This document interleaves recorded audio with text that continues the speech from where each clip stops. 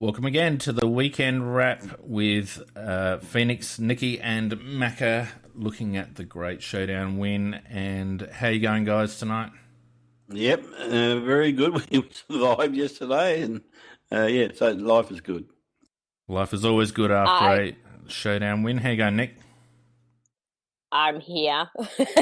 I was at the ground last night and that was interesting. Yeah, I bet it was. It was a very quiet bus on the way home, though. Nobody wanted to say boo. Poor things, aren't they?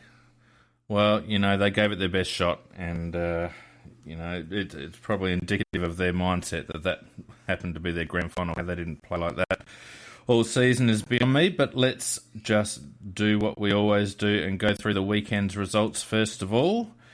And on Friday night, West Coast did us a massive favour by knocking off the Hawks pretty comfortably in the end by 25 points, 13-14, 92 to the Hawks, 10 goals, 767.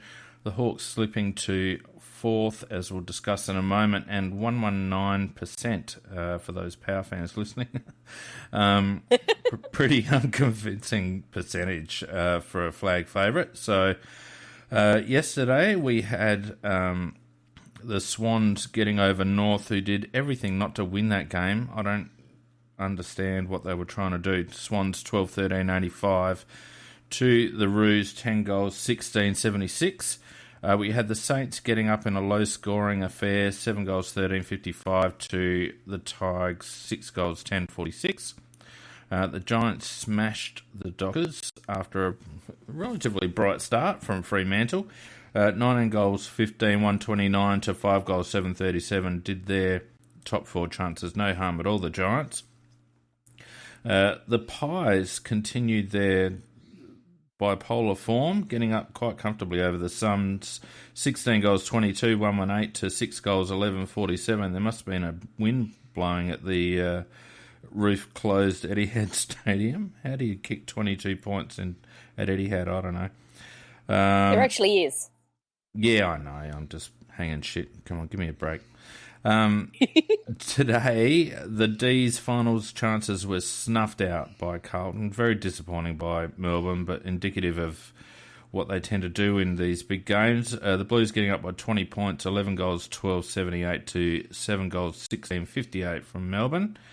The Cats had a real win over the Lions, only 60 points, 19 goals, 15, 129 to 10 goals, 69 from Brisbane. So the Cats not really gaining a hell of a lot in percentage, still about 5 points behind us, I think. And the Bullies getting up predictably over the Bombers, 14 goals, 993 to 7 goals, 1153, winning by 40 points. Anything surprising amongst that lot for you guys? Well, the first Kicking one... myself. What do you mind, Nikki? Well, I didn't tip the Saints. I looked at that one and I thought, nah. Richmond probably have got a little bit more to play for. They tend to pull their finger out when their careers are on the line. And my head was kind of going, I reckon the Saints are going to get them. I think the Saints are better, but got that one wrong. Well, and I tipped 8 this week. The only one I missed out was Melbourne. I thought that they had a lot to play for, that they wouldn't let themselves down, but they did. I don't know why. They didn't seem to have the same intensity as they should have. And as we saw with Port Adelaide, intensity is a great thing. I mean, they have been there against Melbourne. They were a spineless mob of jellyfish. And yet they came out like, and they came out against us like demented madmen. And and as you said, it's not. I reckon that Port Adelaide Football Club and its supporters would swap 2 wins against us in a year for against. Hang on, we're not there yet. Okay, just keep your powder dry for a minute. We'll get there. Look, just let a man have a rave now and again. All right, let's quickly have a look at the ladder before we get into the Showdown. And the round sees the Swans take over top spot with 64 points and 145.1%. We're sitting in second now, 142.3. We could easily be top some of the A, some of the games that were dropped, and B, some of the less than convincing percentage boosting games that we've missed out. Just kicking straight on Saturday night would have done. Yeah, that would have been nice. The Cats also on 64 points, but 137.8, so still, 4.5 points behind us.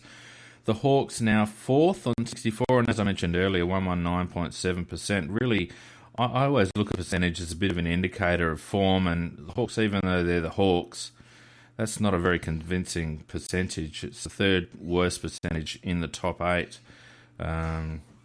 So, yeah. Then we've got the Giants coming back into some form this week, sitting on 60 points with 142.5%. The Eagles on 60 points as well with 129.5%. And then the Bullies also on 60 points but 117.4%. Rounding out the 8 is the Kangaroos, still falling over the line, 107.6%. Now, the only mathematical chance now is St Kilda, but they're a massive 15 points behind North Melbourne on percentage, so they'd have to win by, what's that, Nikki, about 2,000 goals? I think something like that. Something like that, so realistically, they're not a chance. Melbourne obviously stuffed up big time on the weekend, losing. Then we've got Port, Collingwood, Richmond, Carlton, Gold Coast, Freo, Brisbane and Essendon. So it's still pretty tight at the top. All the top 4 now on the same points with 1 round to go. But you would really think that top 2 is ours to lose now, don't you think? Well, surely we could beat West Coast. I mean, Nick Natanui, he's gone down, unfortunately, and it's very sad to see a good football of his quality not only go down for the rest of this season, but that means he'll miss nearly all of next season as well. And without him, because he is a very good quality, high-leaping ruckman who can also kick goals and win matches as he did the week before, I just think that at home we've accounted for them away. I think we should give them a little bit of a touch-up, I think, this coming week. I hope. I think it's going to be a high-pressure game. But for me, it's just looking at that ladder. Us and the Swans are the 2 form teams in the competition and have been for, I think, the last 6 weeks or something. So you'd say the ladder's pretty much right. Yeah, it is pretty much right, I think. 2 very different styles of game, Sydney and Adelaide. I mean, we obviously rely on a rebounding defence and a pretty solid forward line, whereas the Sydney are just a powerhouse team through the midfield with a couple of stars spattered around. So, and we showed that we could match Sydney earlier in the season, but obviously late season form is completely different. Geelong is obviously the worry for us. We don't seem to do very well against them. Well, we've failed miserably at both times we've played them, and I think it's very important that we at least beat West Coast and beat them by enough to make sure that Geelong don't sneak past us on percentage, because obviously that reverses who has the final at home, and then obviously the chance to go straight into the preliminary final by having a home ground advantage in the first final. But unfortunately, I think the way it's shaping at the moment, I think it will be Geelong that we're going to play first up. Yeah, that doesn't worry me terribly much. We've got the double chance, so, well, assuming it plays out the way we hope, we've got the double chance, and meeting Geelong first up in a home qualifying final, to me, isn't a bad thing. I'd much rather meet Geelong in a home qualifying final than meet them in a knockout prelim.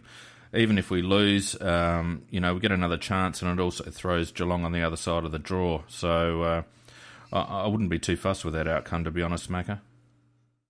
Where Hawthorn will be waiting for them, probably. Well, yeah, but I would be more confident of beating a Sydney or a Hawthorn or a team like that.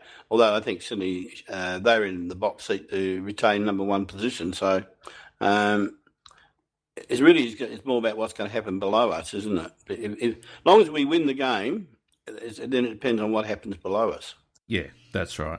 The Cats have got the D's next week. You would have liked to seen Melbourne still with a mathematical chance of making it.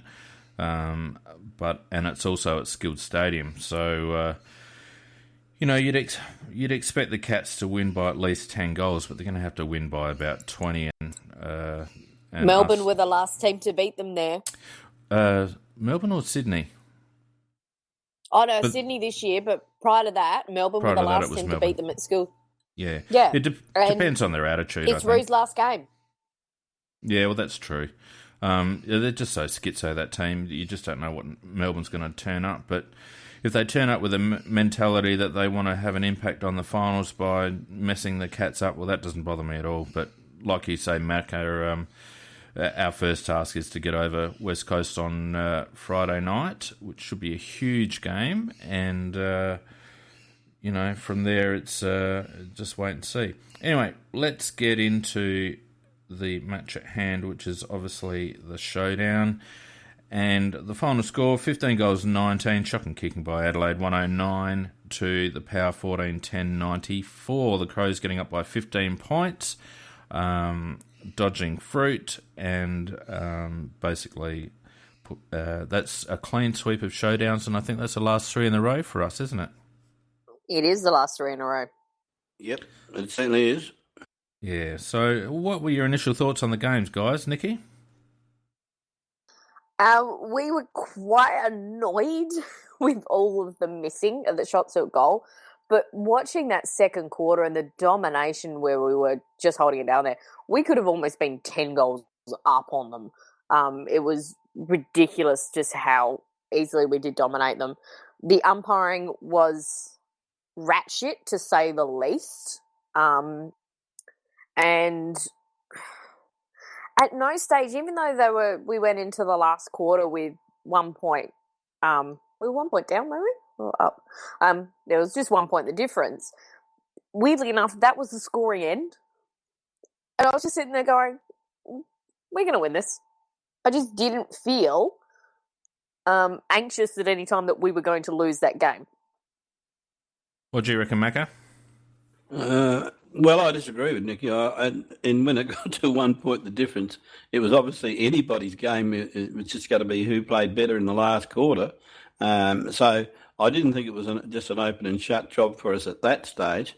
But having said that, first I must give Port credit. They did put up a mighty fight and probably played their best game for the year, even though they lost. But that was also a good thing for us because it got us tuned for the finals coming up. So in some ways it was a good thing, but the bad part about it was the kicking for goal, which Nicky alluded to. We had 10 more scoring shots for the whole game, and normally you would expect to get probably a 5-goal lead with that, just on average, and that's a 35-point margin, and we should have done it, and maybe even better than that, and it would have been a comfortable win. So we did make a bit of a rod for our own back, and we did pay for it as well, because it kept them thinking they were in the game, and the more they thought they were in the game, the more effort they put into it. But having said that, we had one superb quarter, which was the second quarter, and as Nicky said, we dominated that quarter. We had at one stage 21 inside 50s to 1, and then we just took our foot off the pedal slightly, and whoop, they got 2 goals right near the end of the quarter, and that not quite.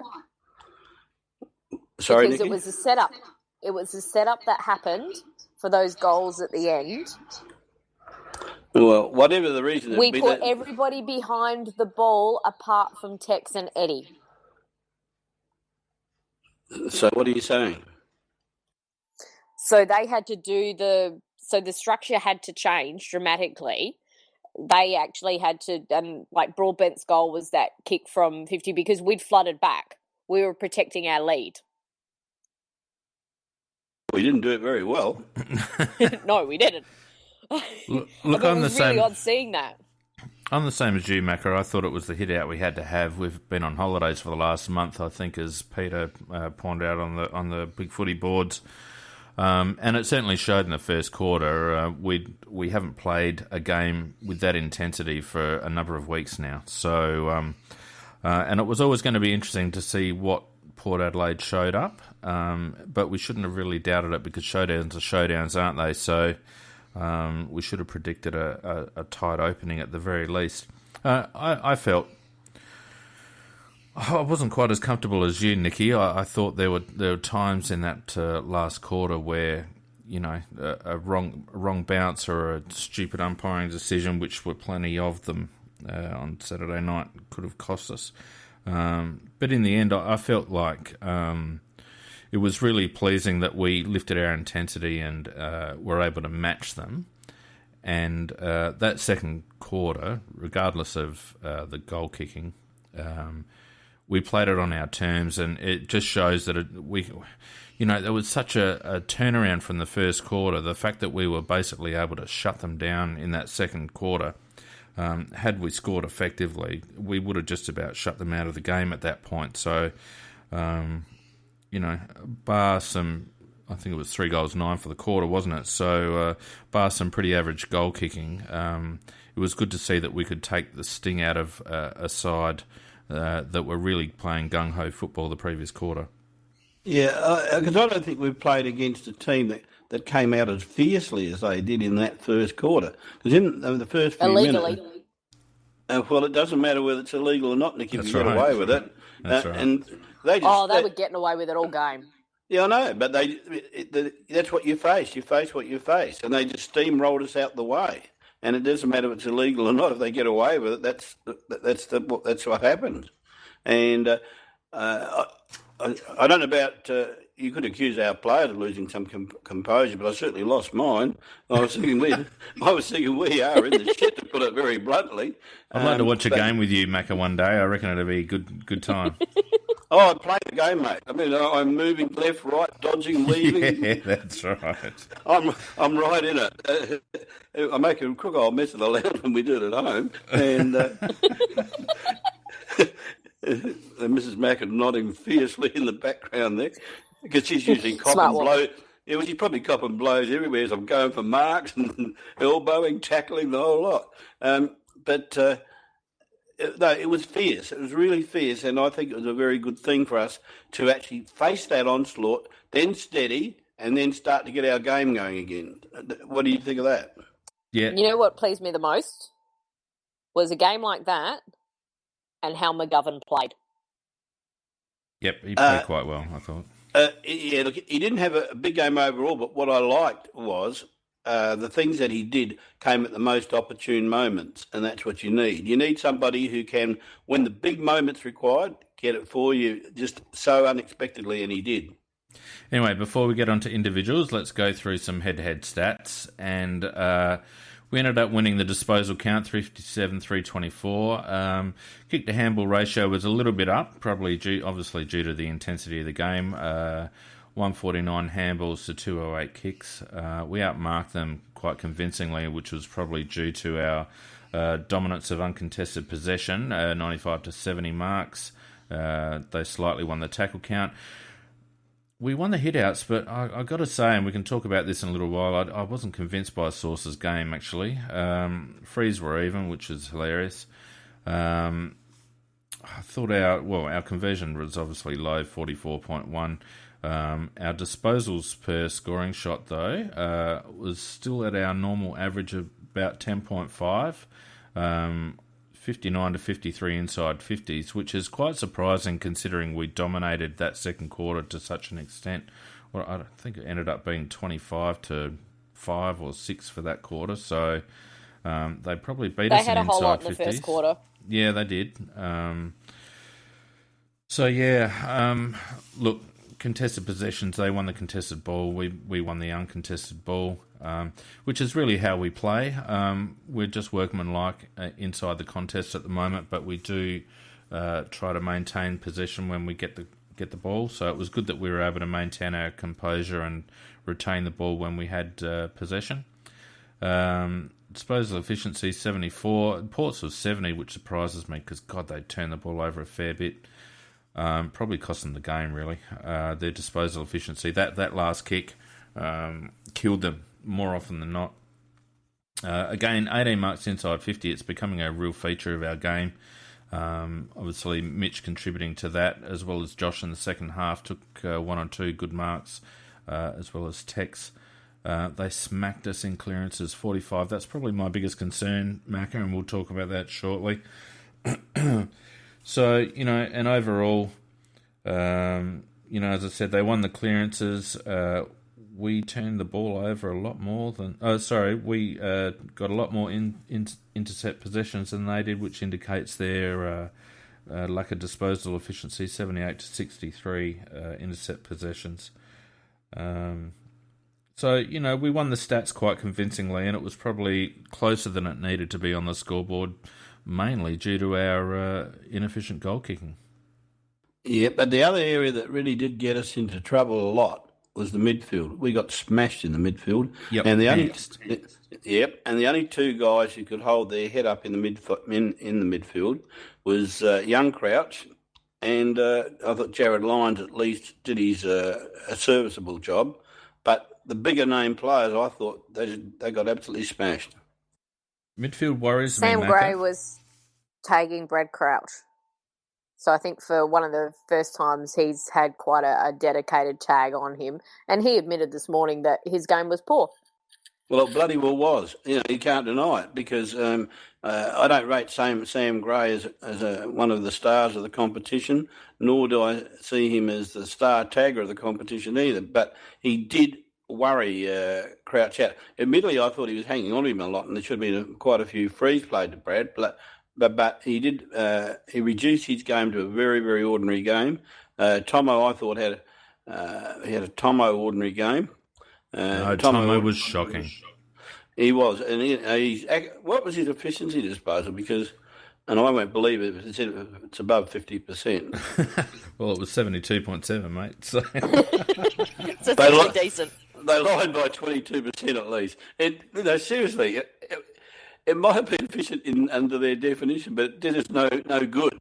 And I thought that Rory Sloane was definitely quieter than normal too.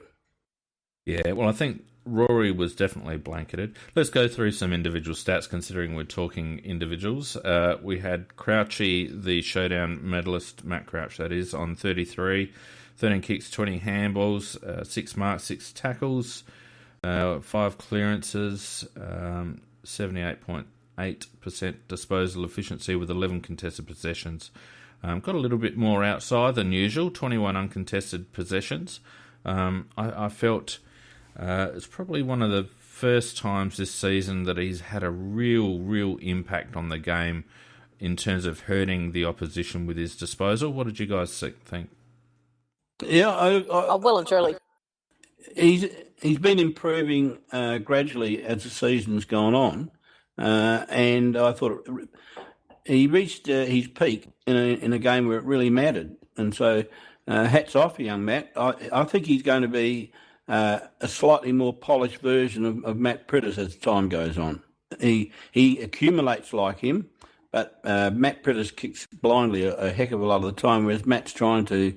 And has been trying to in recent times find a guy when he's got the ball. So I think he's going to be a very good player for us for a very long time.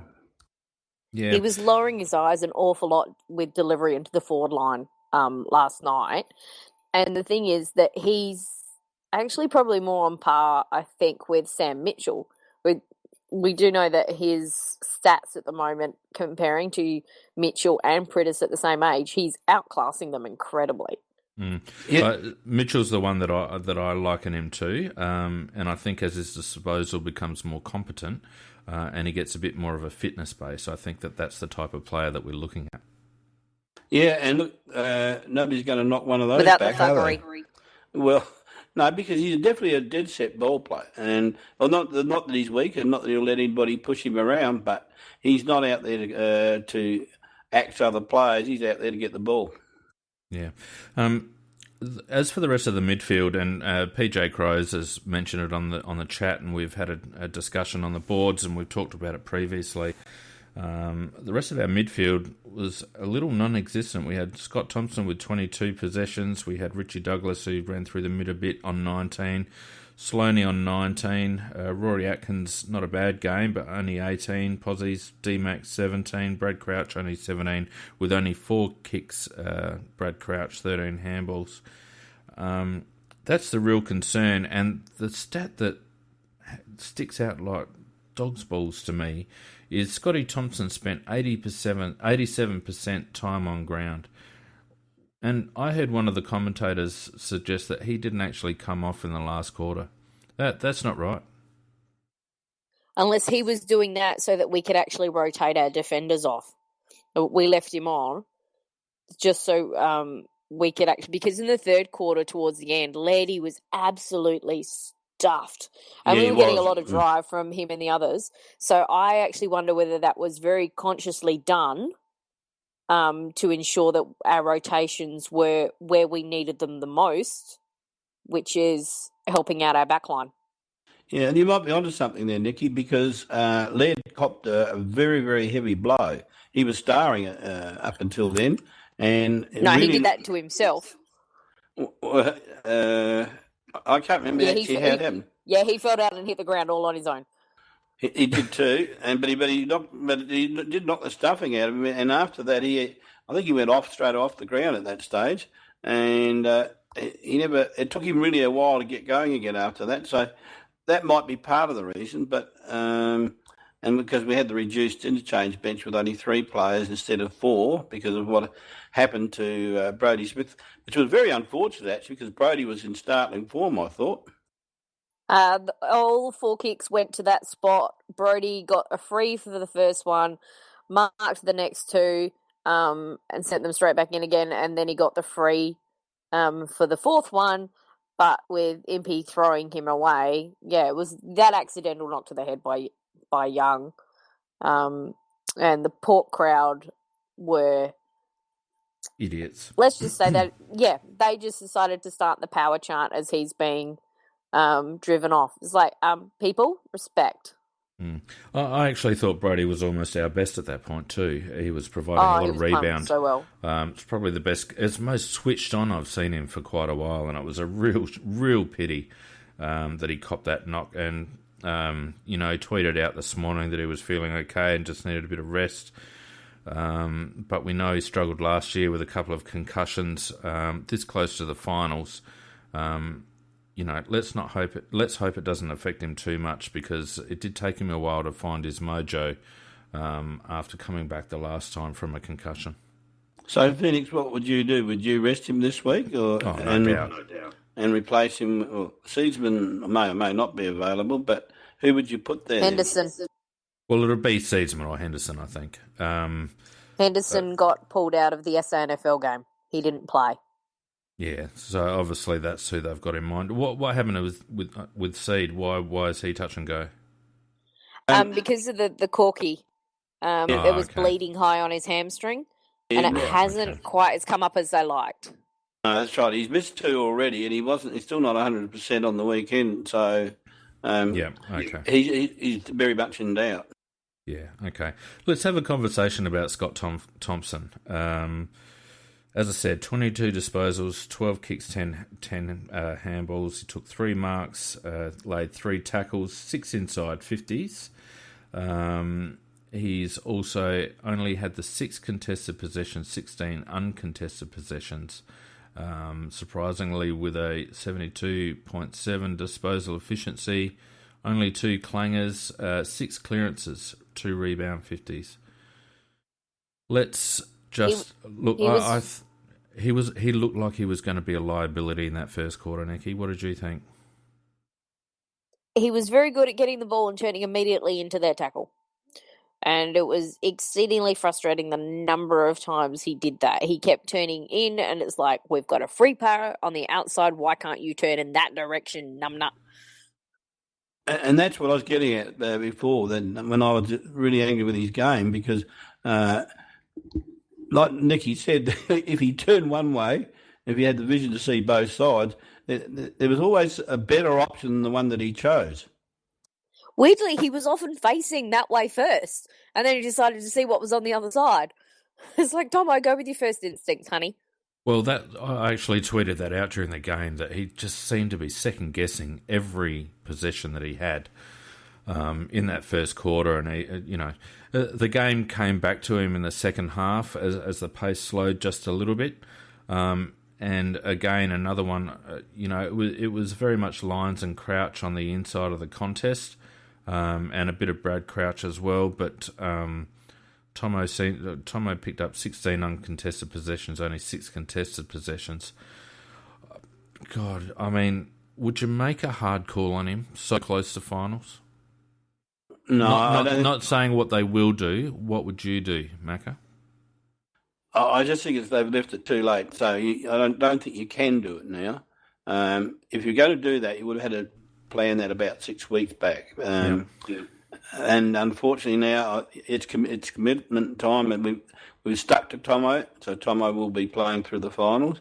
If you could see what was going to happen and go back 6 weeks, you probably would have kept CY in the team and kept playing him all the way through to get him ready for the finals.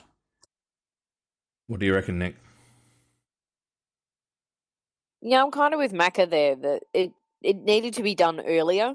Although we do know that Cam came in and provided probably a better option, particularly his work up forward in that game. So it all depends on what kind of. We do know he's got the experience and going into a final. He's got that nice hardened body.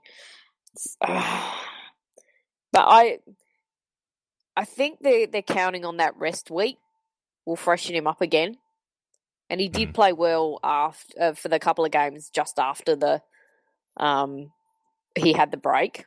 Well is subjective, but he did play better. Look, my opinion is that on pure form alone, he's not in the team. But there's probably 2 reasons why I'd keep him in, at least for the first week of the finals. One is that, as you guys have said, they've committed to having him in the team. So it'd be a bit counterintuitive for them to drop him now so close to the finals. The second point would be team, not morale, but I wonder whether it would have a maybe? I wonder whether it would have a negative mental impact on the team with such a well-liked stalwart being dropped just before the finals. What I would do would be to give him until the first week, and if he doesn't produce in the first week of the finals, win or lose, then I would be, particularly if we lost, I would be then playing Cam Ellis-Yeoman for the rest of the final series. Yeah, and I guess one thing I would have to say is that whether we play Thompson into the finals, and I think we will, or whether we play Cam, I would suggest that Cam hang around, mate. You'll be inside in the team next year for sure. Well, something wrong if he's not. I think the mistake that they've made with Tomo is that they've kept him in the first round of rotations. He's still a linchpin in our midfield. 87% time on ground proves that, and he's been high on that stat all season, irrespective of form. So I would have had him in the second tier of rotations, running him off the bench and running him a little bit through the forward line. The fact that they haven't done that obviously means that they still see him as a vital cog. But when the game is hot like it was in that first quarter, he's just found wanting, and I just want him to take the first option and back himself in. At the moment, he just doesn't seem to be playing with a particularly high amount of confidence, and he doesn't hurt the opposition, and that's the problem with our midfield. Apart from Rory and sometimes Jared Lyons with his effective inside 50 disposal, our midfield does not hurt the opposition midfield as much as they need to. Actually, I agree with what you're saying about. I'd take Tomo out of the first rotations, put him on the bench, and because I think that when Tomo was on, they were just sweeping out of the centre and going forward, and that's how they started to get a lead upon us. But once we brought in young Matty Crouch, because he comes in the second rotation, then all of a sudden we started to break even a little bit and start to go forward. So I'd prefer to see Matt take his place in the first rotations, and as you said, start Tomo on the bench. Just the very early sting taken out of the game, then bring him on. Yeah, if they're going to play him, that needs to be that needs to be the way they go. In my opinion. And PJ points out the pressure of and the pressure cooker situation of finals on the chat. That is true. I agree with that, which is why I would play him into the first week. But if we're playing a quick team, or if a team like Sydney, or even if GWS come up against us, I don't know whether we can afford to have someone like Tomo in our main rotation, or in our first rotation in the midfield. Not to say that Matty Crouch is much quicker, but at least he's a little bit more dynamic with his disposal. No, he's very quick with his hands, though. If he's anywhere near the ball, he just goes whoop and gets it out very, very quickly. That said, I guess, our game plan all season hasn't really relied on midfield dominance, and it's something I guess that we're not used to seeing as a club. Generally speaking, our midfield has been pretty decent. And we still win a fair share of clearances, across the board, but we certainly don't have the silk that maybe we've had in years gone by when we've been flying. We rely much more on a solid defence, good systems, and a very versatile forward line. So it's a far cry from the days when we used to have Rashudo, McLeod, Goodwin and Edwards all in the one midfield. My God. Yeah, and look, the game's changed a little bit, but most teams that we're going to come up against have got 2 or 3 star midfielders. Sydney obviously. The Hawks have got Lewis going through there, and a few others. He was ordinary. Yeah, but he always steps up, Jordan Lewis. I've actually got a lot of time for the way he plays. Reads it very well, and he accumulates very well and disposed of it very well. Yeah, obviously the Cats have got except on Friday night, the twins that play very well. So I mean, I guess what we want is for our midfield to break even and to nullify as much as possible. But the question is, if a team gets a runner and if a midfield gets on top of us, i.e. Geelong, the first time we played them. And parts of the GWS game, we're in a bit of strife at that point. Yeah, that's a very accurate summation of it, because there's undoubtedly we have the best midfield in the best forward line in the comp. There's no doubt about that. It's got a rare composition of 6 different types, and our defence is more than adequate. In fact, I think it rates about number 2 or 3. But it's that midfield that is our average part of our game, and they really have to play to their full capacity, and as you say, at least break even. And if they do that, we will win it. We will win every game we play if they break even. That's the way I see it, Macca. A break-even performance from our midfield gives us a good advantage just because we're so potent up forward. And so well organised down back. The only thing that seems to hurt us in our defence is the small to medium forwards. Lukey Brown is there or thereabouts, but not having his best season. I think there's the groin issue still going on. Yep, I agree with you, Nikki. He doesn't look as agile, and the way Gray turned him for that goal, it was very un-Luke Brown-like. He managed to get him over the line in the first quarter. He bustled him over. But on that one, he had one arm and Gray just shrugged underneath. Yeah, and Luke couldn't turn. Duck. Luke read what Gray was going to do, but his body just didn't allow him to turn. So I think you're right. The groin is still there. It's a problem. But, we've got a lot of other things that we bring to the table. The fact that we still kicked over 100 points in such a tight game, and yes, we leaked a few goals, but if you kick 100 points, you're going to win 90% of the games that you play, and the fact that we still managed to squeeze out 100 points in a tight contest where we kick very poorly for goal is a real positive and indicative of the fact that our structures work, and that the fact that we've got such a variety of avenues to goal is a real plus for us.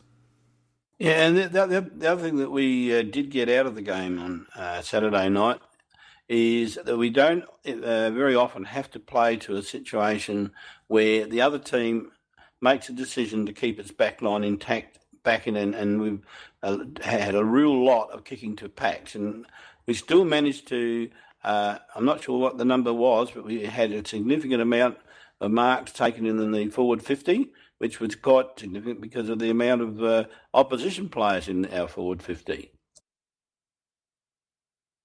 Yep. I agree. They were interesting on our kickouts. They weren't doing zone. They went man on man. They pretty much played man on man all night, Nick, I reckon. Yeah, particularly, it was very unusual to see. Yeah, it was very old school. I reckon Hinkley basically said, "There's your opponent, beat him." Well, they did. There's no doubt about it. That's how they structured. Yep. Their forwards were always going to be their Achilles heel. They just didn't have enough avenues to goal. But most of their goals came through from their midfield. So that was indicative of their midfield dominance over us. When they were streaming forward, we couldn't really hold them. So, whether other teams have got a read on that in terms of how they need to structure up against us, I'm not sure. But that sort of game, though, to a degree, structures go out of the window, and it comes down to one-on-one contests. And I felt like we won our fair share of one-on-one contests around the ground, particularly after quarter time. Well, we did, but we dominated actually in the second quarter. In the third quarter, I'd say that we were slightly behind. I thought that they played better than we did in the third quarter, and we lost the contest to quite a degree. But then in the last quarter, we got it back again. As Nicky said earlier, you'd swear there's a wind blowing down one end, but it wasn't quite like that. No. It was kind of funny because I said it in the chat a little bit earlier. Those 3 goals that they kind of got in a row, they were all quick snaps. Not looking like the Boak one just went almost straight up in the air. The Boak pretty one was arsey. Ridiculous, yeah. Yeah, they were just ridiculous ones that normally wouldn't come off, and our misses were not by a lot. We had 2 hit the post. The others were only just on the other sides. Don't excuse them, Nicky. No. Mate, no. But Nicky, we weren't kicking out in the full. I would have kicked the bastards. I tell you, they should have kicked them. Hello, Westhoff. Look. That was the funniest bit of the night. Justin Westhoff. He really should have taken that point. Yeah, no, I'm with you, Macca. There's no excusing our kicking for goal. We had some sitters. Even, people saying, Sources, Ruckman, blah, blah, blah. He should know, if you took him at training, he would nail that 9 times or 99 times out of 100, that running shot for goal early on. I agree. That's what I'm getting at. David McKay should have kicked his goal. There are a number of others. Obviously Tex playing on 15 metres out and missing was ridiculous. Tommy Lynch missed a couple of sitters. No, Lynchy actually spoke after the game about that. That was right on his distance. He wanted to pass him off, but he had the rest of his teammates telling him to settle down, kick the goal. Which one was that? He's actually very, I think 2 of them. No, I'm talking about Texas 15 metre. Lynch's ones. Oh yeah, that was silly. But you mentioned Lynch there. He was right on his distance. He knows he struggles. That he's just got to try and get the connection, and he's going to be lucky. It might make it, it might not. And he was very upset with himself for letting down his teammates. Well, so he should have been too. He's a bloody forward. He should kick goals, and I've seen him kick goals from 45 metres out. I agree. I think you stole my thunder. I was about to give Nicky the rounds on that one I'm too. just going on what Lynchy was saying post-game when he was interviewed. It's bullshit. Not having a crack at you, Nick, but that's soft. And if I was a forward line coach, I'd be saying, toughen up, Princess. You've got to And Rue actually touched on it with, I think it might have been David McKay's shot on goal. Under pressure, just did not go through his pre-shot routine. That first goal that Lynchy missed in the first quarter, he just about ran into the guy on the mark. His pre-shot goal-kicking routine... No, but the thing of it was, he just did not go through his normal routine. And whether he makes a distance or not... They were doing the Rutten special. The thing that any guy... So we weren't paying attention to that. Sorry. Yeah, but that's poor concentration. There's all these excuses.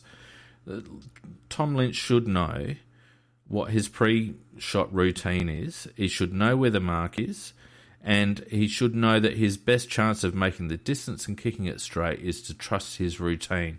And that's the problem with our guys. They don't trust their routine, and they swing outside and they try to kick the cover off the bloody thing. If you're an AFL footballer and you go through your pre-shot routine, you'll kick it straight and get the distance 90% of the time. I 100% agree with that. And if you remember back to Mark Rasciuto, when he used to have a shot for goal after a mark, he would mark a spot and maybe about 5 to 10 metres back from the man on the mark, and then he'd take a certain number of paces back, and then he'd line it up. And as Phoenix said, he'd go exactly through his routine, and he was an excellent shot for goal. And Lynch, the reason he missed, because he just ran up like a higgledy-piggledy. He got too close, and then he had to hook it straight, almost out of bounds, or did it go out of bounds? I can't remember now. Missed to the left. But the one that I want to mention is David Mackay. When he's going to have a shot for goal, one of his teammates should run up to him and just turn him around a few degrees, because he always misses. No, as soon as I said to him before he had his shot, he will miss this by about 2 to 3 feet to the right-hand side, because he always takes too big a little bit of a loop as he's trying to hook it, and he just kicks to that one spot every bloody time. Yeah. Go back. If you went back and watched the film, it's his routine. Yeah, a guy that I used to hate as a player, but had to admire his kicking for goal, was Matthew Lloyd. And Matthew Lloyd, as much as it pissed me off that he threw the grass up every time and pulled up his bloody sock and adjusted his hair and all the rest of it, every shot for goal that he took was exactly the same. It didn't matter whether he was 20 metres out or 50 metres out. And like everyone from Tex down needs to go and watch Matthew Lloyd kick for goal and start trusting their bloody routine. Tex pokes at it, Betts pokes at it, Lynch pokes at it. They all run outside the line. It's bloody horrendous, and whoever's teaching him how to kick for goal down there needs to be bloody sacked, because it's just amateur. No, is he teaching him how to kick for goal though? I don't know whether he does goal kicking with him. Yeah, he does goal kicking with him. Well, David Teague wasn't a set shot fiend, so you need someone. He was a defender. Get bloody Warren Treadray down there, who wasn't a bad shot for goal either when he was in form. Get him to bloody teach him how to kick straight, because none of them trust their routines. No argument for me. I'm in your camp on this one, Felix, 100%. Just on DMAC, Macca, we had a little blue last week about DMAC, and there was one particular play which highlighted what I was saying about last week, where he got the ball on the wing and just blindly blazed it forward without looking. And I felt it was, I think it's where our forward 50 entries fall down. We're one possession short going into the forward 50. We're trying to kick into the forward 50 from too deep, and we need one more link in the chain to get the ball to about 70 metres out so that we can then spot up a target. We seem to be blazing from about 80 or 90 metres out. And I watching the replay, I noticed it a number of times where we'd get the ball out of a contested situation, we'd handball it to a guy running, and instead of that one extra handball to a guy who's at top pace and clear, the first player would actually kick the ball when he's still a little bit under pressure, and I just think that needs to be tidied up. I remember the one you're talking about with Mackay, actually, because it looked quite horrendous, didn't it? Because he kicked from far too far out, did the sky-high kick, and it's just always going to be picked off and not be a score. But you say you'd like to have one more handball, and I agree. I would too, but you have to have somebody there to give it to. Yeah, well, and that's all about the midfielders doing their job, because we didn't seem to have enough outside run in the Port game, and it really led to a lot of high bombs from far out, as I was talking about before. And it's exactly what happened in the Geelong game as well. We just needed one more possession to get a guy in the clear that could steady and spot up a guy coming in, because often when those big bombs come in, our forwards are out of position. Yeah, and that's true. And I think the reason for it in the Port game in particular was the fact Brodie Smith going down. Brodie is usually one of our greatest players for metres gained in a game, and he wasn't available. Yeah, but even he bombs it in. The guy that I'd like to get more inside 50s is Jared Lyons. He only had 2 during the game. We've been using him a bit as that distributor, and he just never misses a target. But it doesn't seem like the players coming through, Charlie Cameron, Rory Atkins isn't bad, but Richie Douglas, Scotty Thompson, they don't seem to have enough composure to consistently spot up targets. And as I said, it just seems to me we're one link short in the chain. Anyway, that was my observation looking at it again this afternoon. True in general, but I'll just defend Charlie Cameron. I think he definitely does have a look before he kicks. Oh, he has a look. He's just not proficient. He's just not very good. He did that nice little pass to Tex. He did a few nice passes. You're a cruel man, Phoenix. I'm not a cruel man. He went at 58.8 disposal efficiency, so bugger that. 5 clangers. Well, you can stick your efficiencies after you had Tyler at 70-something. I didn't have him. That's the official stats, mate. Well, that means nothing, did it? Because I thought Cameron was more dangerous with the ball than Tomo was. Mate, if I felt at the time, I'd love to take some stats that actually frickin' matter. I'd like to take the stat of disposal efficiency under pressure. I'd like to take the stat of handballs to advantage and kicks to advantage rather than just a kick. Like, there's lots of stats that we don't see, and these numbers, really, we read them out, and they give you an overall impression, but a lot of it doesn't give you a real indication of what's happening. No, I have to agree with you. I 100% agree with you on that. Look, I thought our defence held up pretty well. Jakey Lever, despite not having much of the ball, particularly in the first half, kept the Hoff pretty quiet and got a little bit more of the ball in the second half. I thought Tails was solid. I thought Lukey Brown had his moments. I thought Letty was a rock. Obviously, our second leading disposal winner. Overall, I thought Hardigan, despite a couple of overzealous moments, was pretty solid. They were so Hardigan. I actually don't mind Kyle roughing him up, to be honest with you. I thought he was hard done by in one of the ones that he gave away. The Westhoff one. Westhoff went down like he was bloody shot from the stands. He did get him high. Oh, he did. So technically it was there. He did. Yeah. But yeah, Westhoff, as somebody pointed out, Westhoff was quite happily watching to see it go through and hope it was a goal. When he realised it was a point, then he was like, "Oh, I've been hit." Yeah. Look, I thought Cheney was okay too. I thought our back six was pretty solid, to be honest with you, and played as they have done pretty much all year. Pretty solid. Where our back six gets caught out is when the ball is distributed fast into the forward 50 and.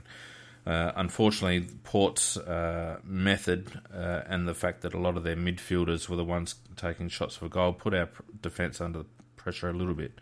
But one-on-one, they did the job, I think.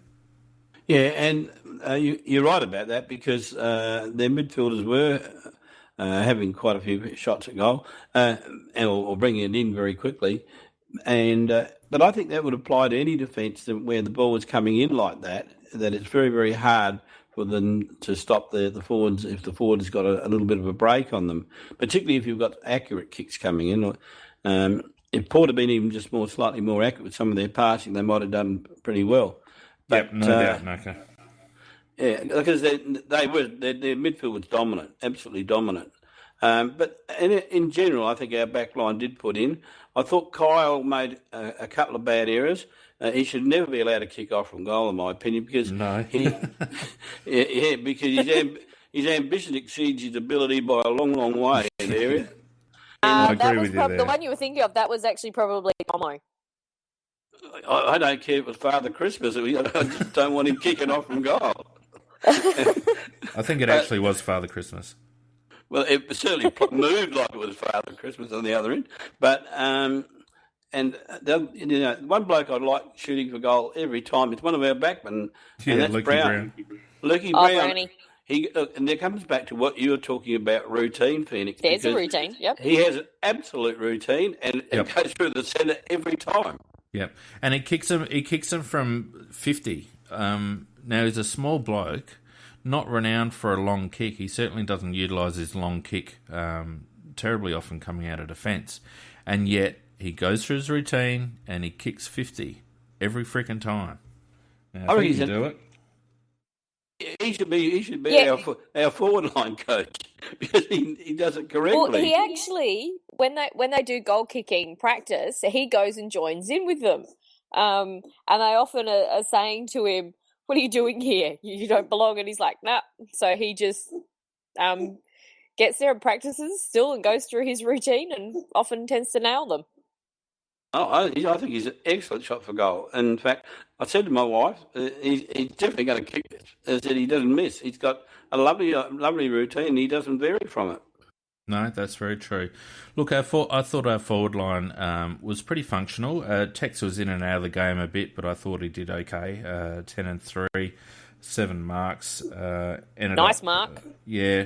2 goals, 4 was disappointing, obviously, but I felt he was all right. I haven't noticed him up the ground as much in the last month. Have you guys noticed that? He has not been leading up as much as usual. In fact, neither has Tommy Lynch, for that matter.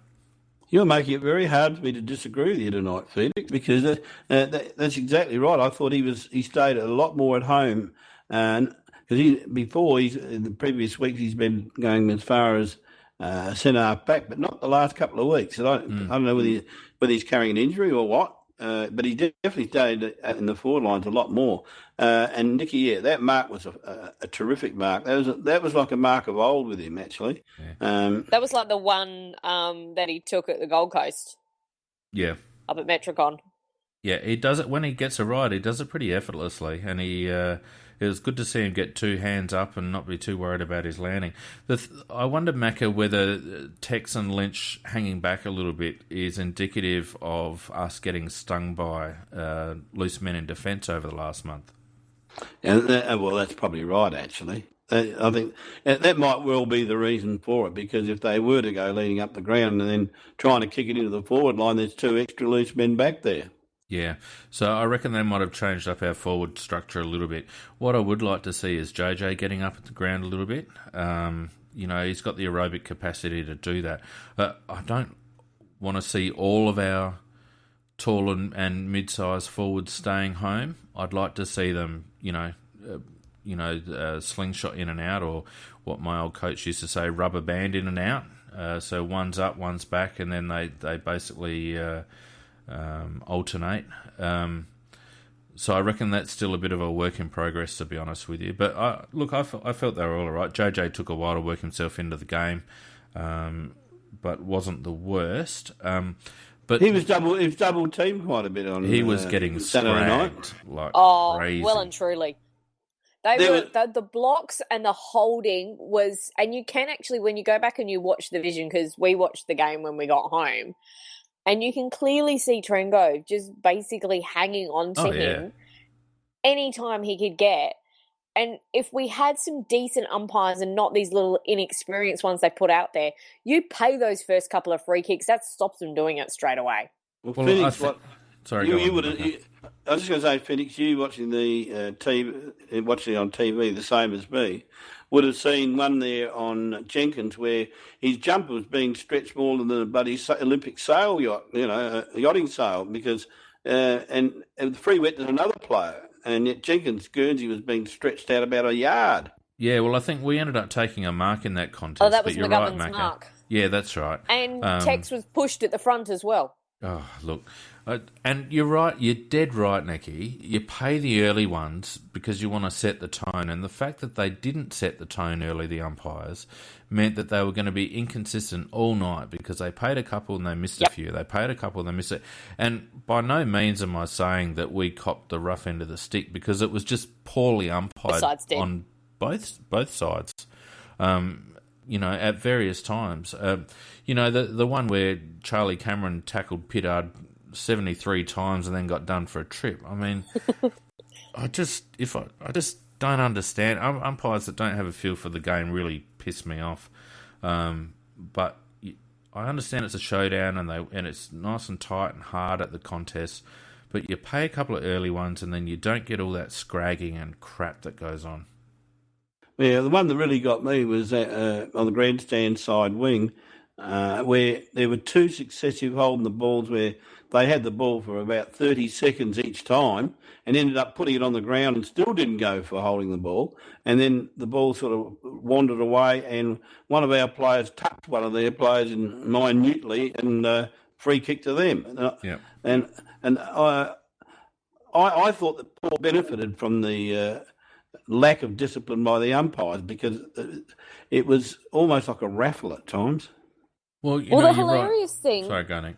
Was there was a couple of times where we tackle the Port player, he's on the ground and he's doing his little dead fish manoeuvre kind of thing, and the umpire calls play on. Then he waits a little bit longer, the ball still hasn't moved out, and he goes, ball up. No, if you've called play on, you're still giving that player extra time. And generally when that's happened previously, if they don't get rid of it immediately, it then becomes holding the ball. It was like, did you forget how you guys have umpired for the rest of the year just for this game? The other thing that I noticed, and you're right, it was completely inconsistent. The other thing that I noticed was that, and I can't remember the player, but it was in the first quarter and Port had a free in our back half. We had a free in our back half. And one of our players went to do the Hawthorn shepherd off the mark manoeuvre. Hardigan. Yep. And the umpire basically told him to bugger off. Now, why is it that Hawthorn can do that week in, week out, without any umpire involvement whatsoever? And as soon as another team, whether it be us or anyone else, tries to do it, we get pulled up for it. Well, I'm glad you raised that because I couldn't work out why Harding got told to move on. And then watching the Hawthorn game, I noticed that they do it all the time. And I don't think it's a staple of their tactics, Macca. Yeah, I know. They've had to change. But it forces you to kick in one direction. They have had to change it. They stand next to the player on the mark. They're allowed to do that. They're not allowed to engage until play on is called. And I think in that Hardigan instance, he engaged too early. He was 2 metres off the guy on the mark, Nick. He wasn't touching him. And you're right, he's allowed to stand there. But he got told to bugger off. I saw it too. Yeah, I know. So did we. We go, what for? Yeah, it just frustrates me that there's one rule for one team and one rule for another. And I saw Hawthorn do it against West Coast in the previous game, and it's like this is the same round. It's not even a round, one of those this is the rule of the round sort of thing. It just annoys me. But I thought overall the umpiring was pretty average, and as you rightly pointed out, Nicky, they cost themselves. Well, they hung themselves out to dry early just because they didn't pay a few early ones and set the tone. I'll be very surprised if any of them are in the finals. They won't be. No, I'll tell you what, though, we're running out of bloody umpires to have in the finals because there's not many good ones around. Well, can't argue with that. But one rule I reckon has to be changed is this stupid one they introduced this year about being within the 5 metre arc circle, alongside, whatever it is. I don't know how to describe it. But you're not, because you're supposed to... Exclusion zone. That's it. That's called the exclusion zone. You're supposed to run away from it. I mean, for God's sake, these are grown men. They're trying to pick up their man. They're not going they're not interfering with the play. And and we were the team that benefited from it probably the most on Saturday night. But I just think it's the craziest rule I've ever seen. 50-metre penalty. The Boak one was not an exclusion zone. It was actually him stepping over the mark, and he did it. He took 2 steps forward. Well, he never even got behind the mark. No, and then he came forward even more, so he shouldn't whinge. That was the old-fashioned, you're not on your mark, and you've gone forward. So, it's a 50. Yeah, that one I'm not arguing about. But there was also another one, and I can't remember who it was. But and when it happens to us, I go nearly off the head because it's stupid. Because the player that gets pinned is not trying to be involved in the play; he's trying to pick up his man. We're trying to get out of the bloody way half the time. Just before we wind up, I love this from PJ Crows. Hinkley was talking up how he pushed for that 10 metres exclusion zone rule and poured a number 1 for it, for offending against it. Well done, Hinkley. And also, I think he may make the Numbnut Cockwombling of the Week nominations on Tuesday for the ridiculous old-school strut he did, making the boys follow him down towards the crowd at 3/4 time. The Mark so Williams they can keep chanting. Yeah, can't keep chanting power at them. So he brought them down. The crowd chanted power probably about 2 times and then shut up. So that backfired. Well, their whole approach is old school. They're still living in the bloody 80s and 90s, Port Adelaide. Just before we round out the conversation on the Showdown, we have not talked about Edward Betts. What a champion Eddie Betts is. No one's played a better 250th game, I wouldn't have thought, in such a high pressure situation.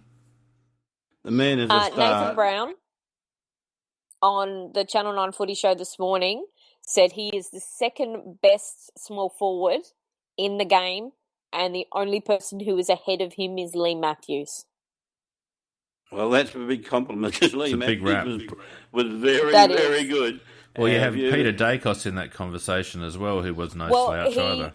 He did. Why he left Dacos out was because Dacos primarily was playing mostly as a midfielder who would then drop forward. So his primary role was more that. And he only went down forward. And he said, he was a fair player, but he only went forward when he injured both his knees, etc. And he just said, Eddie just keeps getting better every year, and he's so hard to stop. Oh, he's a bloody magician, absolute magician.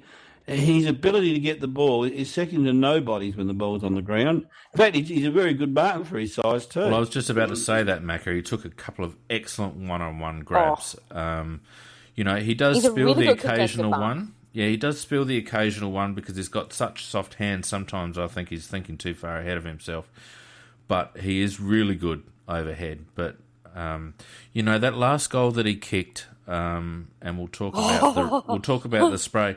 In isolation, if you see that goal kicked, you think it's pure arse because it was a miss kick for anyone else. Yeah. Like if I snapped at goal like that and the ball floated like that, it's like I shanked it. But he does it all the time. It cannot be a miss kick with the amount of times he guides those mongrels through the goals. He's an absolute star. And for that, Mark, you actually need to go back to the centre square, the contest there, just before it, because that goal came from his work running off the sides. This is when we're doing the bit of the flood. So he was coming in off the wing.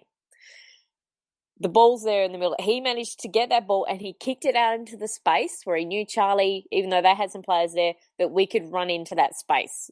So in a snap decision, he's pinpointed, get English, good, get words out.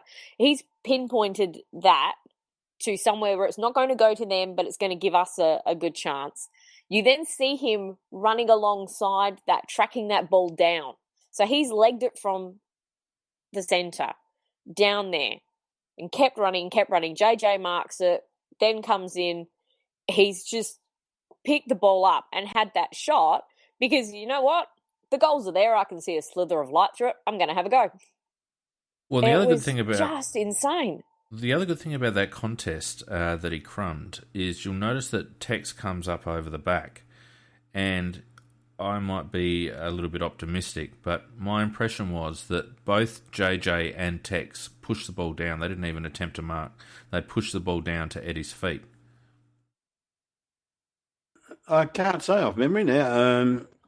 I think I do. I got so captivated by Eddie's goal, I can't really remember much about it before. You go back and watch it, especially from the side-on view, and you'll see that they both pushed the ball down. In my opinion, neither of them attempted to take the mark. They both pushed the ball down to Eddie's feet. Yeah, they know, and that's what I love about our forward line, and that's what makes it so dangerous. Is you might think that Eddie would be a hungry hippo type with what he can do, but he's so unselfish that it makes everybody else be unselfish. Well, the whole forward line plays like that. Yeah, and it's awesome. Well, I remember when we got him and Risciuto, not Risciuto, Bloody Rucci used to write articles that indicated we were paying too much for Eddie, and I've heard him many times correct himself on that now. But when you think the Port paid $700,000 for Dixon and we paid $450,000 a year for Eddie, my God, is there any more Eddies out there to buy, please? Well, look, Macca, if there's one thing as sure as death and taxes in life, it's that whatever Rucci says, the opposite is true. The guy's an absolute numbnut. So anyway, we also need to quickly touch on the actions of the idiot in the crowd. Yep. Now, we've run a couple of articles on Crows Fan Central today about the Adelaide Footy Club putting out a pretty stern press release demanding action. David Koch initially came out this morning and said if it was found to be racially motivated that they would take severe action. And then following on from witness accounts that it actually was racially motivated, they've banned this person indefinitely. Despite not having engaged with her yet, they've banned her indefinitely, and they are going to put her through their Indigenous Cultural Awareness Program. What do you guys think of all that response? Okay, so what needs to be put in context there is she's got her phone turned off, therefore they can't I'm really not blaming, talk to her. But I'm not blaming them for not being. I'm just saying that they haven't been able to talk to her yet. But where the change came from, because he said it would be a life ban, and to the indefinite, is he's actually clarified that the indefinite came about because he talked with the Indigenous leaders at the club and as to what would satisfy them. So the changes come about because of what they've said, what they want to see is they want her to go through a cultural awareness program. And so it's not so much that Port's gone, we're changing our mind just because we can and we want it to be a bit softer. He's clarified that it is what their Indigenous leaders want, and in that way I am going to respect them because they're the ones who really were racially vilified. So even though it was Eddie, but it was the greater Indigenous community there. What's your take, Macca? Well, firstly, I want to say that I don't regard all Port people as being like that woman. No, absolutely not. And I've seen some pretty foul stuff put onto Facebook, slagging Port supporters in general, and that's very unfair because we've got some yobbos amongst our supporters too. But this woman crossed the line, and you almost wonder whether it was premeditated because it was a whole banana sitting there right in the dying minutes of the game at her feet. And, well, she bagged him, and then she reached down and reached into her bag and pulled the banana out. Now, shit, I would have thought you'd eaten a banana at half time if you brought one. So, no, to be fair, I've taken food before and not eaten it. Yeah, but it was a damn good shot. The only reason it didn't hit Eddie was because Jenkins, as she threw it, walked in front of Eddie, and it hit Jenkins and went to the ground. Yeah. And also, the people around her have testified that she was reprimanded by one person, and she replied, "Well, he is a monkey." And And then also other people, if you look on Facebook, you'll find that sit behind her said they are delighted that she's been banned because at least their children would not be subject to the use of the C word all the time. So, firstly, Port Adelaide's Football Club's reaction was good.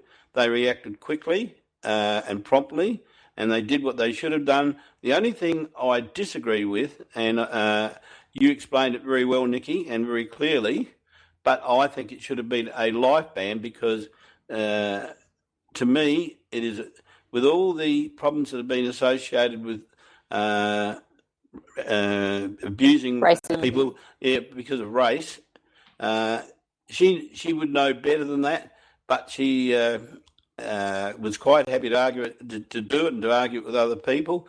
And to me, there's no place for anybody like that, whether she be re-educated or what, and she should have got a life ban. That's the only thing I disagree with. Everything else I think Port Adelaide have handled beautifully. Well, here's what I think. I think when she reached in and got the banana out and threw it, I think she reached in and pulled out the first thing that came to hand. I don't actually think she brought a banana in a racially motivated, premeditated attack on Eddie, right?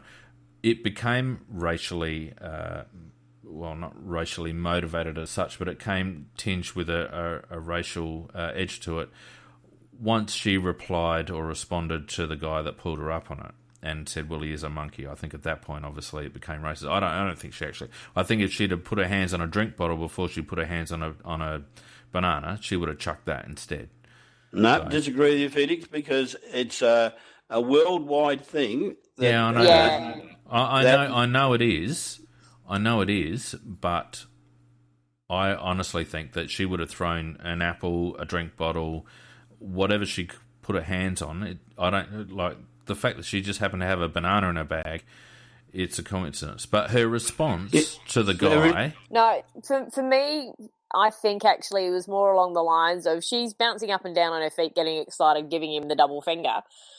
And then she just kind of turns and looks at her bag. And it's at that moment, I think there's like, the banana's right there. Oh, he's a monkey. I'm going to throw this at him. Look, there's I think that's where the connection probably happened. No doubt that the woman's racist. But I think everyone's missing the point. And this often happens when, issues of racism come into play. The simple fact of the matter is that the woman threw a projectile onto the ground. Now, it wouldn't have mattered whether it was a marshmallow, a banana, or a javelin. The woman breached entry conditions into the Adelaide Oval. Now, I don't give a rat's ass what Port's Indigenous leaders wanted to happen. Port, as an organisation, have an obligation to its players as well as the opposition's players to avoid anyone throwing shit on the ground, because we don't want to get to a situation where we're having to put cages up like the bloody English soccer. So for that reason alone, irrespective of the racism issue, that woman needs to be life banned. And David Koch said so in the morning that she was going to be life banned if it was racially motivated. Now, in my opinion, it should have been life banned full stop. The other point I want to make is that we haven't heard from the SMA, who are the joint operators of the ground. We haven't heard from the AFL, who are also the joint operators of the ground on game day, apart from to say that they applaud Port's quick action. Well, stuff that. The AFL and the SMA are responsible for player safety, and they need to do more than just applaud a face-saving effort by the Port Adelaide Football Club, in my opinion. And lastly, I just think that Port Adelaide are more concerned again with image and the way they've handled this issue, turning it into their crusade against racism and being very opportunistic, is really indicative of how that football club is run at the moment. They didn't address the issue. Someone chucked something at a player. They should have been turfed out and they should have been life banned. And racism or not, that should have been the outcome. Now, I ran a quick Twitter poll. 64% disagree with me, saying that they did enough. So it's like the podcast then. Yeah, pretty much. I don't give a shit. 36% were smart and said no, they were soft. But that was on the racism ground. I still think that the main issue is that someone ditched something on the ground. Well, well and truly. Yes, but Koshy did say that they had not spoken to the woman, but they had spoken to the people who sit around her, who confirmed that it was a racially racial racism. I'm not saying that it's. I'm saying that it's not, Macca. I'm just saying that that's not the biggest issue. No, but let me finish. What I'm saying is, you are both saying that she threw the banana by chance. That it happened to be a banana. I don't believe that. I think that she was so furious, and she planned to get him if she got close enough. If he got close enough, and when he did, we won't know for sure. Well, it doesn't matter. She did it anyhow, and she made all those comments about him being a monkey, etc., to the other people around her. Absolutely. No doubt she's a racist, irrespective of the motivation of chucking the banana. I just don't think it's the number one issue, Macca. I just think that the fact that she ditched something on the ground is the biggest issue. I like it being linked to racism because then it becomes a double issue. No, I don't see. I disagree. I reckon as soon as you chuck the race card into any conversation, all objective conversation goes out the bloody window. The simple fact is she chucked something on the ground. We bagged the soccer people for that happening all the bloody time. So she needs to be life banned for that. Who cares? The racism issue can be dealt with on the side, and you're not going to change her. It doesn't matter how many programs you put her through. She's just a racist idiot. But she chucked something on the ground, and therefore she should be banned from the stadium. Well, hang on. Port Adelaide broke it up into two issues. They broke it up into, first of all, she got a ban for a year for throwing the object onto the ground, and then the rest of it comes after the fact that they confirmed that it was a racism issue. But so... the only thing I disagree with Port Adelaide is the fact that they've weakened it from making it a life ban to this business with Indigenous training. I think she should just get an automatic life ban. Yep. Well, and the ban is actually on her attending power games, right? Now, first of all, they would do that on the basis of her ticket. So I don't know how they're going to monitor her buying a general admission ticket next year after she hocks off her bloody season pass, right? She probably hasn't even paid for next year's membership yet. So what's stopping her from just buying another membership under a different name in a different bloody seat? Right? It's the SMA that need to be banning this woman from the stadium, not just from Port Power games. I agree. This offence was committed against an Adelaide Crows player. Why isn't she banned from Crows games? Why isn't she banned from all games? She should be banned from all games. But she's got no hope of buying another ticket and getting in. Did you see her on Facebook? I mean, when you see a picture of this woman and she's got, carrot top, bright red hair for a start. Oi, don't go there. I didn't rubbish the colour. I was just saying she's got it. You're a gingerist. Yeah, maybe I am. No, you are. And excuse me, same colour as my hair, so stop it. And my son's hair, so you're on your own, Macca. If you listen to what I said, she's got no hope of disguising herself because of the colour of her hair stands out. I didn't say it looks shit house, which it may or may not have. Macca, there's this thing called hair dye that a lot of women use. Just cut it short and dye it brown and buy a general admission. Shut up. Buy a general admission ticket or buy another season pass in a different location. Not enough this is all lip service, is what I'm getting at. It's all lip service. The SMA and the AFL control the access to that ground. It's the SMA and the AFL that need to be coming out strongly and saying that they won't tolerate people chucking stuff on the ground. And this woman is banned from the stadium for life. That's what I think should happen. I agree with that. Phoenix, on that, shush, Macca. Now, we know that Caroline Wilson is very much often the mouthpiece for the AFL. On Offsiders this afternoon, she was talking about a life ban for the woman. Well, let's hope so. So to me, that kind of implies what's possibly going to be that the AFL use her to get messages out. Yeah, well, the official AFL statement was simply, we congratulate Port on dealing with this matter swiftly. Well, they had no bloody choice, and they haven't really dealt with it. I'd just like to point out that since my rant, the tweet poll is actually coming back in my favour. We're now 58 to 42. So if I keep talking for another 5 minutes and keep voting myself under different account names, I was going to say which two people have done that. So whoever it is that's listening, that's exactly bloody right. Anyway, look, we're going massively over time. We're at 1:25. We haven't even talked about the SANFL We need to quickly talk. Yes. So let's just go there. Well, only it was in Berry, but it was a massive win by Adelaide, 27-17, 179 to 13 goals, 785. On the back of a really good, on the back of a really good first term and a good first half, really. And, a pretty dominant last quarter as well. We kicked 9-3 to 3 goals in the first quarter, and we kicked 8-7 to 4-2 in the last quarter. So an excellent effort by the finals-bound Magoos. And interestingly, that Beach kicked 4 goals and didn't make the best players. Yeah. Well, the other two did, but not him. Obviously, he didn't do enough. Well, kicking for lazy 4, who else kicked 4? Riley Knight kicked 4. That's not a bad... He's just said, why didn't Hendo play? Henderson was pulled out beforehand. It would have been a very short turnaround for a Friday night game. So I think, pretty sure he's been pulled out as insurance for Smith.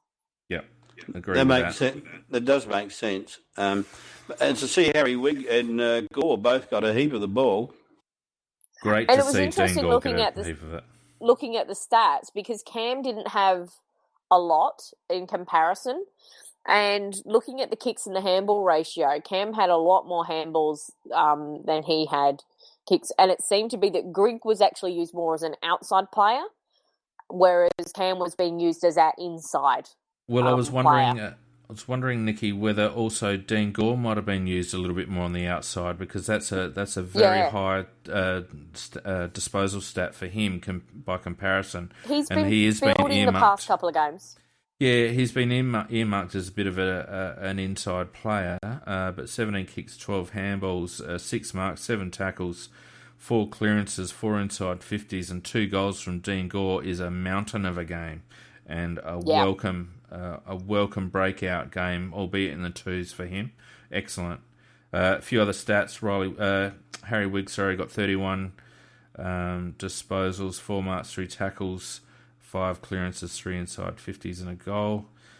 Mitch Grigg, as you say, 26 disposals, 3 marks, 3 tackles, 5 clearances, 6 inside 50s from Griggy, and 3 goals. Excellent game. Showmarkers did well. 23 touches, 7 marks, 6 inside 50s and 4 goals too. Not a bad game from the ring-in. He's quite a nice little one. Yeah, I wonder whether they've got eyes on him for a rookie spot. He hadn't had a bad year when he's played. And Sprigg as well. Yeah. Ellis Yeoman only the 23, so with him playing AFL the last couple of weeks and then having a quiet one this week, might just stop spruiking him for the McGarry. He might come up a little short. Riley Knight also a good return to some form, 19 kicks. He had 5 marks, he had 2 tackles, and 4 goals. They must have been playing him forward to centre a bit. Do you know, Nick? He was last week, so I'd presume it's a very similar kind of role that he played for us in the AFL last year. That he's that forward that just runs up the ground. Yeah. So I wouldn't be surprised if he put some pressure on coming through the finals. No. A couple of good stats too. Miller and Menzel, both very high kick to handball ratios. Miller at 15 kicks, 3 handballs. Menzel 13 kicks, 2 handballs. Great to see Miller use his disposal by foot. Miller also had 6 inside 50, so a pretty good game from him to go with his goal. And Troy Menzel kicked a couple of goals to go along with his 4 inside 50s as well. So some good signs by our fringe players.